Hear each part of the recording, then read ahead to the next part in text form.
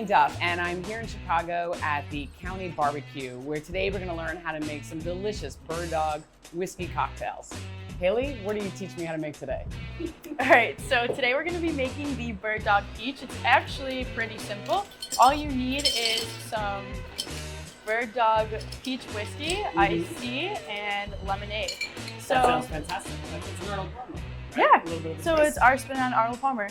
So first you're going to take 2 ounces of the Bird Dog Peach whiskey and pour it.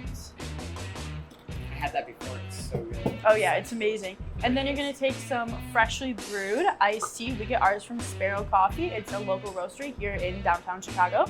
And you're going to fill it pretty much almost to the A couple top. ounces, like Yeah. 2 or 3 ounces. And then you're going to top it off with our in-house lemonade.